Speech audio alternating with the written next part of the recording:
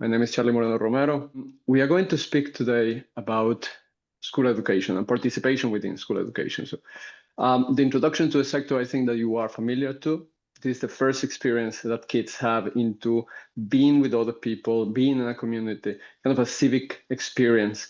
And the goal of education is there to empower learners to learn how to participate so that when they have voting rights, let's say fully citizen rights, they can exercise those rights and responsibilities coherently. However, we can see several systemic limitations to that. And we are going to go through some of those limitations. In the end, what we see nowadays within the school education approach is the need to strengthen learner agency through shared decision-making and democratic pedagogy. Only then we will have a truly democratic society. So why is it important? Well, this is a friend of mine, Deborah Hannam, says, talking about democracy in school is like checking a travel brochure when you are in jail. It's kind of a contradiction in the sense that who makes the decisions usually are adults. It's an adult-centric decision-making process because of tradition, but also because of the view of the child. We tend to see children as emotionally unstable people in the growth. They are not fully complete in a way. However, what we are realizing, and several studies I will show you, I will tell you more about this, have realized is that the democratic practice needs to start early in life. Understanding what your rights are, what your responsibilities are, how to communicate with others, how to participate in making decisions together. This is the perfect space, the school, for kids to become more familiarized to this concept. Why is it important? Well, in addition to Article 12, 15, and 31 of the UN Charter on the Rights of the Child, they do have the right to express the view and to participate in decisions that affect them. There are research studies available that suggest that participation of young people within their schools and within the community strengthens their engagement, strengthens a school culture based on dignity and respect. And it is, let's say, the perfect scaffolding scenario for young people to learn what it means to participate in a wider community within the nation states. So that's what makes democratic participation key, a key aspect in school life. Then we can start talking about what kind of participation is there in schools. This is a very simple chart taken from adapted from different theoretical approaches, from no participation to genuine participation to empowered participation. I'm going to speak about this very briefly. I hope that I'm not speaking too fast on this, but later on we will have the chance to exchange some ideas. When we are speaking about no participation in school education, we're speaking about manipulation, decoration, or tokenism. Basically, being asked to participate in certain decisions, perhaps taking into account more or less the opinion or the ideas, but in the end, the people who make the decisions are not learners, are not young people, right? I oftentimes encounter, visit schools. How do young people participate in school? Well, they organize parties. They organize the place where they want to travel in the end of the year. But there are several areas which are outside of reach for them to express their opinions on, but also to participate together with the adults in making decisions. Say the timetable, the curriculum, the kind of activities that happen in schools oftentimes are framed by adults without the participation of young people. So in that sense, they are taken out as passive actors within that scenario. The second approach would be genuine participation. This has to do with being given a specific role. Adults give young people a specific role, and they respect their input. They might be consulted, they might be informed about some decisions, but adults initiate the shared decision-making process and in the end have, let's say, a bigger portion of responsibility, but also of power in making those decisions. And then we are speaking about empowered participation in school education. So this has to do with possibility spaces for young people to initiate and direct different opportunities, different kind of learning experiences.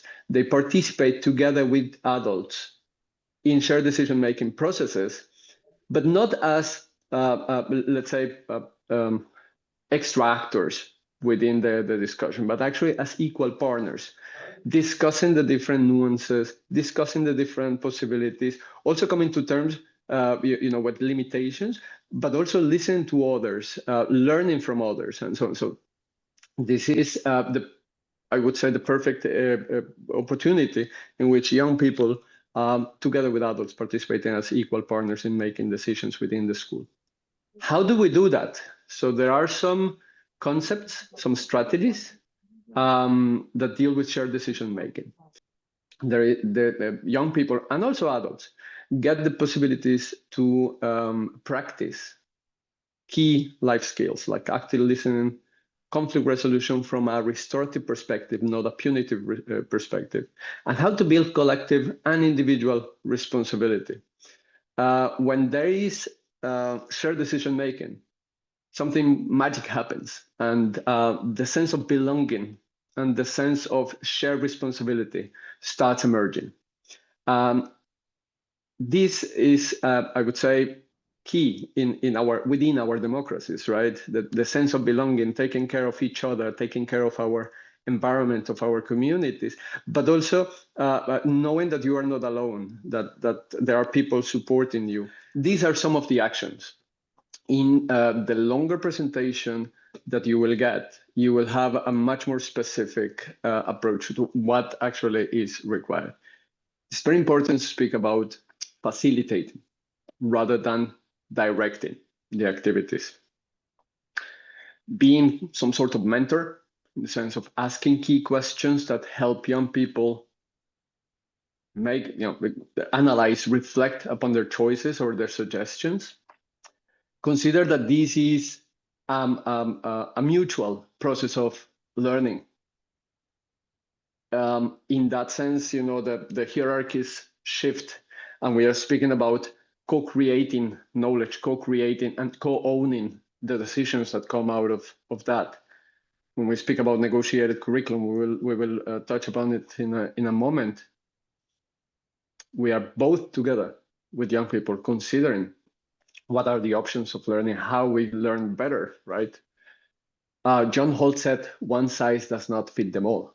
And as neuroscience develops, we realize much more clearly that we need a very personalized approach to learning. And what better than the person who is learning to identify and start actively participating in that process. So I will continue. These are two key approaches. They come from different backgrounds, but they're equally important. One of them is unlearning. This means reframing, reframing your knowledge, your practice, reconsider in what way we are using power, in what way we might or not be highlighting some voices or invisibilizing others, in what way we might be evaluating proposals or ideas, and reframe this. It's a kind of I always, when I talk to teachers or teachers to be, I say this is a painful process, because oftentimes we don't learn about this in pedagogy faculties. We tend to be told that we need to guide. From this approach, we need to reframe what we know and start considering young people as equal partners in that process. This goes hand to hand with disempowerment. This is not about powerlessness. It's rather about releasing power. It's rather about allowing young people within functional boundaries, and this is clear, very important, which need to be framed by all the people involved, is to provide young people with the opportunity to start making decisions, to start argumenting their decisions, to also question each other's ideas, right? And start developing this dialogical approach to the creation of different learning possibilities or how to solve conflicts, right? So we'll speak very briefly about restorative justice, restorative circles. But there is a lot in the participation pool available to you all and also to the participants of Erasmus Plus projects. But disempowerment means I'm not the only one holding power. I allow young people and colleagues to participate in making those decisions and learn how to make those decisions and learn how to listen to each other, for instance. So what are the frameworks? There are different ones. We don't have enough time to get into all of them. Again, the information is much more detailed in the participation pool, but we have Lundis student voice model. You have a space, which is set, which is a safe space. We have the possibility for young people to express their voices, to tell their opinions. You have an audience, meaning people who are in different positions of responsibility, who are actually listening to those ideas and those proposals. And then you have an impact, an influence, which is that those ideas, through a dialogical approach, will actually come to reality. Then you have other shared decision-making processes, such as the school-wide meetings, in which the whole school meeting, the whole school or the whole class gets together. You get tokens, for instance, a pen to be able to, if you hold it, you have the right to speak. Then you pass it, we listen to each other. The idea is not to criticize, but rather to critically analyze what other people are suggesting. This can work at a smaller level and a wider level. I have seen assemblies with 200 kids. And the level of interaction and participation is different, but still. Sociocracy is a bit more complex. It demands different kind of circles, and these circles are connected. They have a double loop feedback on how decisions are made. Educational commons have to do with a resource, a community, and this community engaging in deciding how the resource is used for the benefit of the whole community. The negotiated and integrated curriculum means taking the curriculum, sharing it with young people, discussing it, and highlight different possibilities of how to get to cover the official curriculum that is required, or how to improve it, through student-initiated opportunities. The 20% approach was born in the Council of Europe organized conference in 2016, and it has to do with allocating 20% of the timetable to student-led and initiated interests, with adults supporting this process rather than directing it. This has happened in different companies. For instance, in Google, our Gmail comes from this 20% time allocation to employees for their own interest. And this is a space for creativity, for building community together. It doesn't have to be the same as negotiated integrated curriculum, kids on the same age range.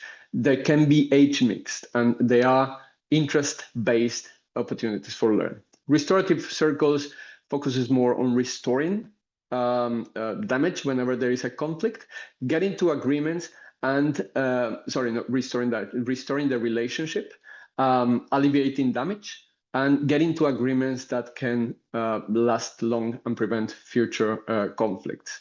The focus on long-term agreement is super important, not necessarily dealing with majority rule. In some cases, like in sociocracy, it deals with consent, which means I don't have problems with that decision, or I have some questions about that decision. So there needs to be a continuous discussion on how to accommodate every interest within the topic that they are discussing. It builds inclusivity, adaptability, and community alignment. Everybody in the community is on the loop of what is happening, but you have definitely the steering circle, which is going back and forth through representatives to the other communities. And also the communities, the smaller circle can bring proposals and suggestions to the steering circle.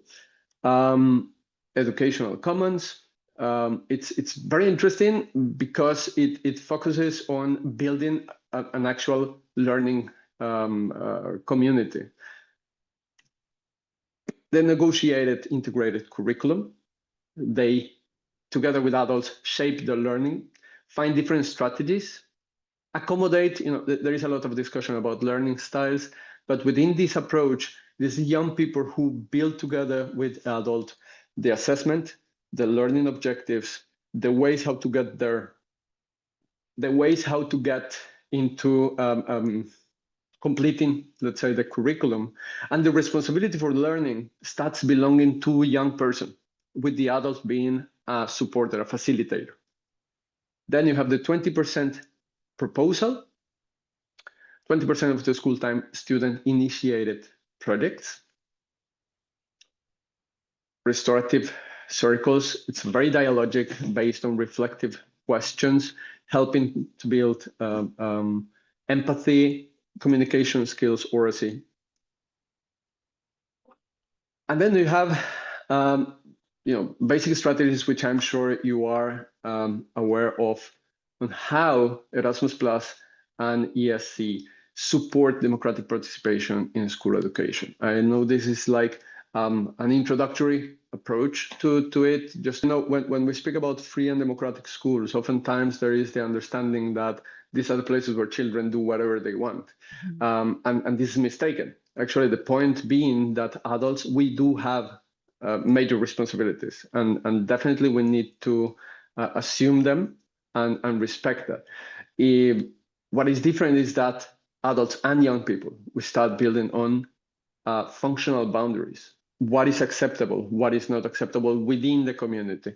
It is not a top-down approach, it's rather we build together, the people involved in that process, build together what are the possibilities while releasing power.